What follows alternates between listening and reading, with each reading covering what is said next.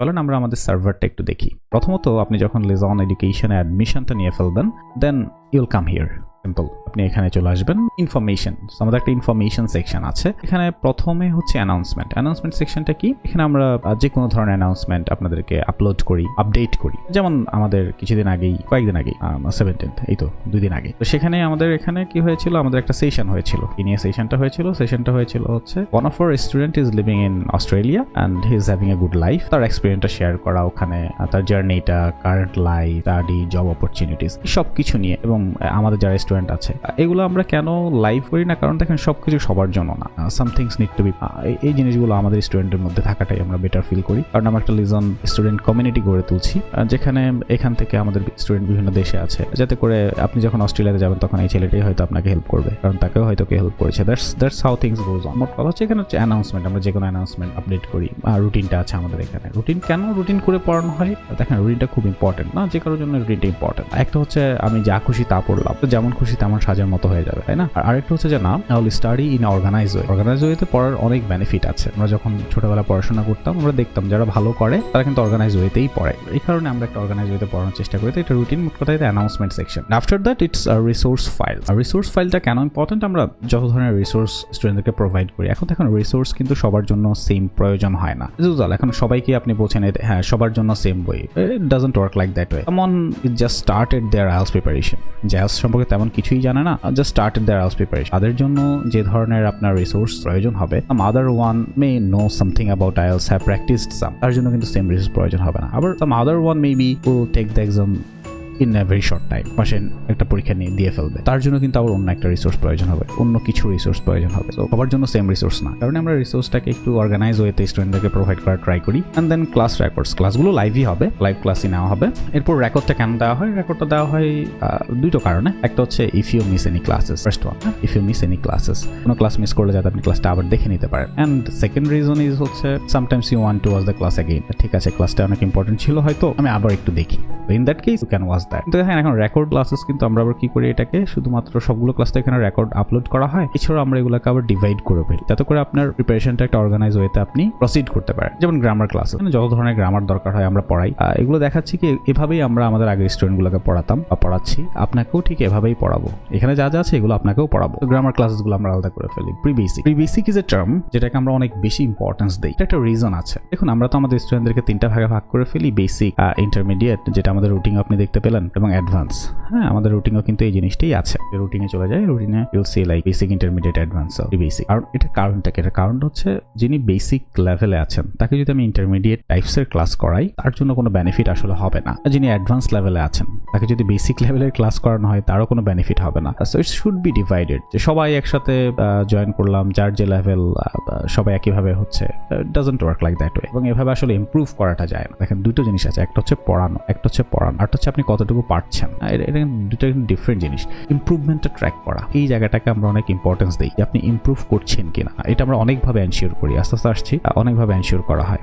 কিভাবে এনশিওর করা হয় আপনি দেখতে পাবেন। প্রথমে ক্লাসগুলো কিভাবে অর্গানাইজ করি এটা একটু বলি। তো প্রি বেসিক টার্মটা কি? প্রি বেসিক টার্মটা হচ্ছে আমরা অনেকেই আছি যাদের বেসিক অনেক প্রবলেম। বেসিক কি? যেমন দেখুন প্রত্যেকটা মডিউলের কিন্তু আবার বেসিক আলাদা। যেমন আপনার লিসেনিং এর জন্য যে বেসিক প্রয়োজন হয়, আর রিডিং এর জন্য কিন্তু অন্য একটা বেসিক প্রয়োজন হয়। আবার রাইটিং এর জন্য কিন্তু ডিফারেন্ট বেসিক প্রয়োজন হয়, তেমনি করে স্পিকিং এর জন্য আরেকটা বেসিক প্রয়োজন হয়। তো লিসেনিং এ আপনার বেসিক কেমন, এটা কিভাবে বুঝবেন? প্রথমত আপনাকে চেক করতে হবে আমি যে কোনো ধরনের অ্যাকসেন্ট শুনে বুঝতে পারি কিনা। আর আপনি লিসেনিং পরীক্ষা দিবেন, আপনি কারো কথা শুনে যদি বুঝতেই না পারেন, আপনি পরীক্ষা দিবেন কিভাবে?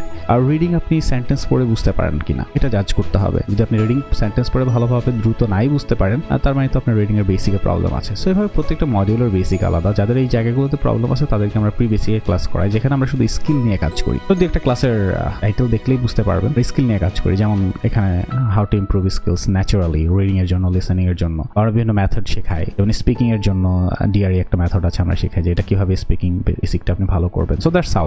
ফোকাসড ক্লাসেস হচ্ছে যে আমাদের কিছু দেখা যায় আপনার ইম্পর্টেন্ট ক্লাসেস হয় আইএলটিএস এর বাইরে গিয়ে, আবার আইএলটিএস এর ভিতরেও।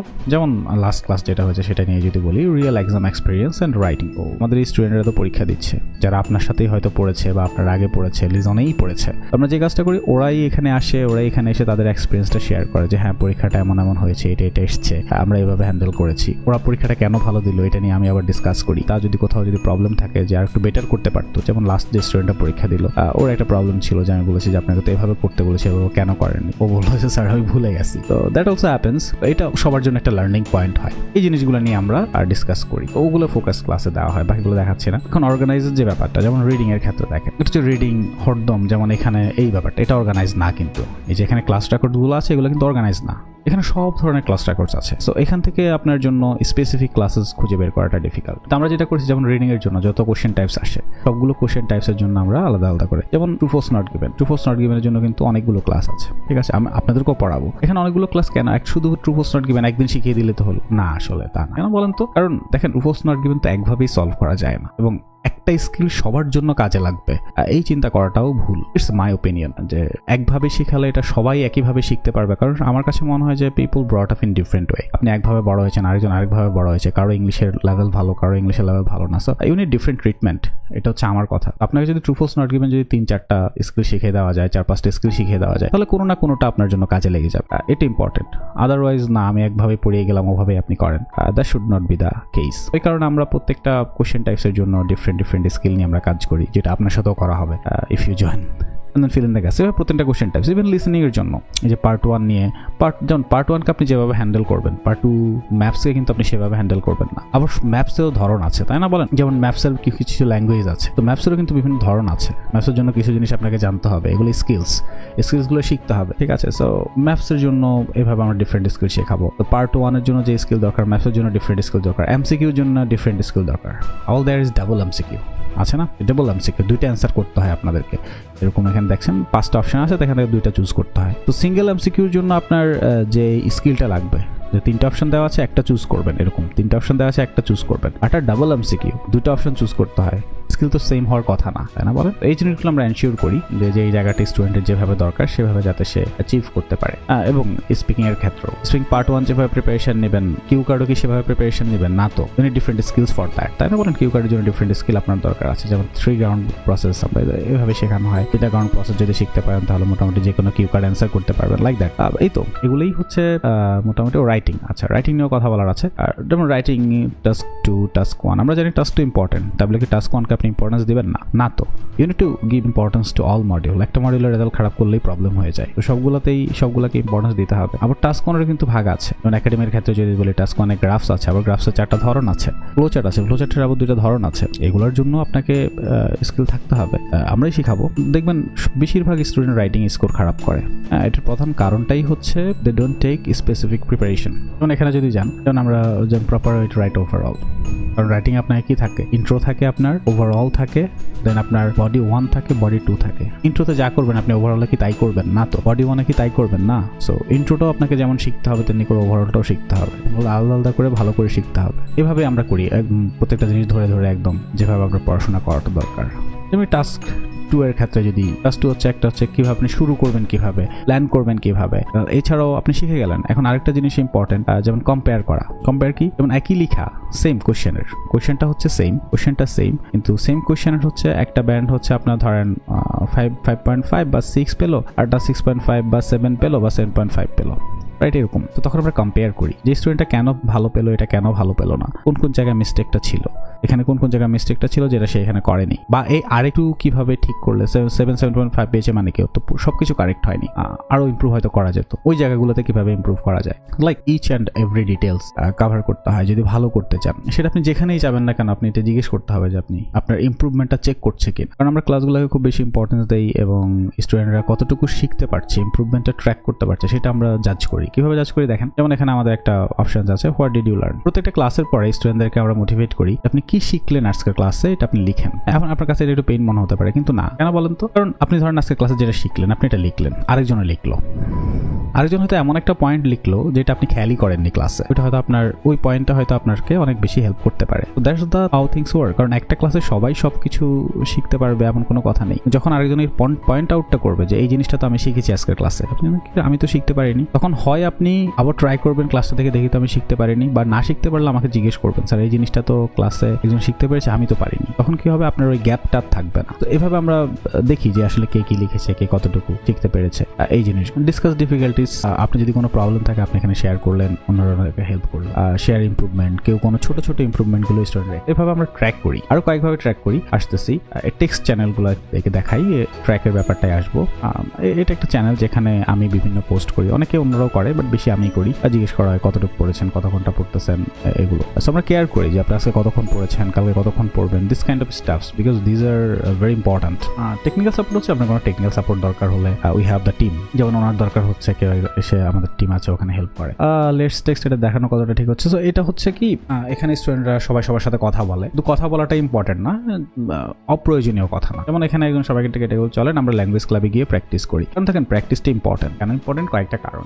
সবচেয়ে প্রাইম যে কারণটা আমার কাছে মনে হয়, the people those who are taking IELTS preparation they need push. কি হয়, আপনার পাশের জন যখন দেখবেন যে পড়তেছে ল্যাঙ্গুয়েজ ক্লাবে এসে, আপনারও মনে হবে আচ্ছা ঠিক আছে আমি একটু পড়ি, এই পুশগুলো পাবেন। ঠিক আছে, এই পুশগুলো ইম্পর্টেন্ট। আমাদের ল্যাঙ্গুয়েজ ক্লাবটা আছে, হ্যাঁ আমাদের ল্যাঙ্গুয়েজ ক্লাবটা আছে, ল্যাঙ্গুয়েজ ক্লাব স্টুডেন্টরা এসে প্র্যাকটিস করে ল্যাঙ্গুয়েজ ক্লাব। এখন এখানে একটা প্রবলেম হয়, যেমন লিজন ল্যাঙ্গুয়েজ ক্লাব, এটা ঠিক আছে। প্রবলেমটা কি দেখেন, প্রবলেমটা হচ্ছে অনেকে ল্যাঙ্গুয়েজ ক্লাবে নেই, আমাদের তো আছে। ল্যাঙ্গুয়েজ ক্লাবের প্রবলেমটা হচ্ছে, সাপোজ আমি নাম বলি, স্টুডেন্ট ধরেন এ বি সি, এটা তিনটে স্টুডেন্ট, এ বি এবং সি, তিনটে স্টুডেন্ট। এখন ওরা চিন্তা করলো ঠিক আছে চলো আমরা একটা রিডিং এর যে কোনো কিছু একটা রিডিং প্র্যাকটিস করবো, তিনজন মিলে কথা বলো, ওরা ল্যাঙ্গুয়েজ ক্লাবে।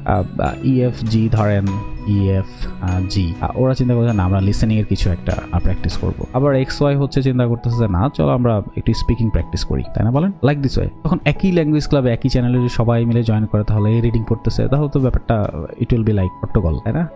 একটু প্রবলেম হয়ে যাবে। এই কারণে আমরা যেটা করেছি, যেমন আমরা অনেক লেটস প্র্যাকটিসে আমরা অনেকগুলো চ্যানেল ওপেন করে রেখেছি যেগুলো 24/7 ওপেন থাকে। If you are the student of Lizon education you will get that access. Suppose ধরুন আপনার এবিসি হয়তো আপনার দেখা যাচ্ছে যে চ্যানেল 1 এ প্র্যাকটিস করতে, হ্যাঁ অন্য কেউ চ্যানেল 2 বা 3 তে প্র্যাকটিস করতেছে, তখন আপনি কি 4 এ জয়েন করবেন, অন্য কেউ হয়তো 5, 6 এ জয়েন করতে হবে, 7 এ জয়েন করবেন, 8, 9 এ 10 এ জয়েন করবেন। সো এইভাবে আনলিমিটেড। এইভাবে আপনি চাইলে 2 জন মিলে, 5 জন মিলে, হ্যাঁ 1 জন 3 জন মিলে, ইউ ক্যান অলওয়েজ প্র্যাকটিস। প্র্যাকটিসটা ইম্পর্টেন্ট, আমরা ওই অপরচুনিটি এখানে রেখেছি। এন্ড দেন লেটস টেক্সটের পরে আর কি আসতেছে হোমওয়ার্ক। এটা খুব ইম্পর্টেন্ট। কেন বলেন তো? ওই যে বললাম ইমপ্রুভমেন্ট ট্র্যাক করা। আপনাকে পড়ালাম, আপনি কতটুকু পারলেন সেটা তো ট্র্যাক করতে হবে, তাই না? এটা বারবার বলে আসতেছে যে ইমপ্রুভমেন্টটাকে ট্র্যাক করা, আপনি কতটুকু ইমপ্রুভ করছেন এটাকে ট্র্যাক করতে হবে। নিজেও ট্র্যাক করতে হবে, আমরাও ট্র্যাক করতে হবে। কারণ দেখুন একটা হচ্ছে যে হ্যাঁ আপনি আসলেন, 2 মাস পড়লেন, চলে গেলেন, এরপর you are on your own, result করলেন কি করলেন না, উই ডোন্ট কেয়ার। বাট এই জায়গাটায় আমরা পরিবর্তন হতে যাচ্ছি যে না, উই ডু কেয়ার। তো আপনি আবার শুধু ক্লাস করেই যাবেন অনেকদিন পর্যন্ত, সেটা না। প্রতিদিন হ্যাঁ ট্র্যাক করতে হবে, আপনি ক্লাস করছেন কিনা, আপনি কতটুকু পারছেন, হোমওয়ার্ক জমা দিচ্ছেন কিনা। তো এই জিনিসগুলো না ইম্পর্টেন্ট। হোমওয়ার্ক বেসিক নিয়ে কথা বলেছি, সোশ্যাল পোস্টে জাস্ট কিছু না, ইম্পর্টেন্ট পোস্টগুলো শেয়ার করা হয়। সাবমিট ফুল রাইটিং আপনাদের জন্য হয়তো প্রথম দিকে না, those who are capable of writing full, তারা ফুল রাইটিং সাবমিট এখানে এসে করে টাস্ক 2। তখন আমি এখানে এসে কি করি, চেক, যে আবার ইমপ্রুভমেন্ট চেক। যদি আপনার রাইটিংটা চেক না করে দেওয়া হয়, রাইটিং এর কপিটা অনেক জায়গায় দেখবেন যে ডেডিকেশন কোনো সেকশনে নেই রাইটিং চেক করার জন্য। আপনার রাইটিংটা যদি weekly basis, daily basis check না করা হয়, কারণ আপনাকে আজকে শিখিয়ে দেওয়া হয়েছে আপনি কাল থেকে হচ্ছে ব্যান্ড 7 লিখতে পারবেন, 7.5 লিখতে পারবেন, এমন তো হয় না। ইমপ্রুভমেন্টটা কি হয়, ইমপ্রুভমেন্টটা স্টেপ বাই স্টেপ হয়। আজকে এই ভুলগুলো করেছেন, এগুলো ঠিক করে দেওয়া হয়েছে, কালকে যখন লিখবেন কালকে হয়তো কিছু ভুল করবেন, কিন্তু আগের যে ভুলগুলো করেছেন ওগুলো কতটুকু কমেছে সেই জিনিসটাও দেখা। That's how things work. এই জায়গাটা আমরা ফুল রাইটিং। আবার টাস্ক 2 নিয়ে কাজ করতে হবে না, টাস্ক 1 নিয়ে তো কাজ করতে হবে। এখানে টাস্ক 1 স্টুডেন্ট রয়েছে দেখেন, লিখে সাবমিট করে, আমি আবার এখানে একদম ডিরেক্ট চেক করে দিই। আবার একাডেমিক এবং জেনারেল কিন্তু একসাথে করলেও হবে না, because this is not the same. Academic এবং জেনারেল ট্রেনিং দুটার জন্য আলাদা প্রিপারেশন নিতে হয় এবং আমরা সেটাই করি। মক কিন্তু দিতে হয় স্টুডেন্ট, তাই না? এটা হচ্ছে আপনি যখন একটু এক্সামের একটু প্রিপারেশন শেষের দিকে থাকবেন, তখন আমাদের আনলিমিটেড মক থাকে। কেন আনলিমিটেড মক? দেখুন সবাই হচ্ছে 2টা মক দিয়ে একদম পুরো প্রিপেয়ার হয়ে যাবে তা তো না, মক অনেক ইম্পর্টেন্ট, আরো 10, 12, 15টাও লাগবে। ঠিক আছে, ইভেন আমরা লাস্ট যে মক টেস্টটা নিয়েছি, এই পরশু দিনের যে পরীক্ষাটা এসছে, ওখানে আমরা 2 ওয়ার্ডস দিয়েছিলাম লিসেনিং এ, এখানেও 2 ওয়ার্ড আসছে। ডিসকাস বোথ ভিউ দিয়েছিলাম রাইটিং এ, এখানেও ডিসকাস বোথ ভিউ দিয়েছে। তো কোশ্চেনটা একটু চিন্তা করেই করা হয় এসব জায়গায়।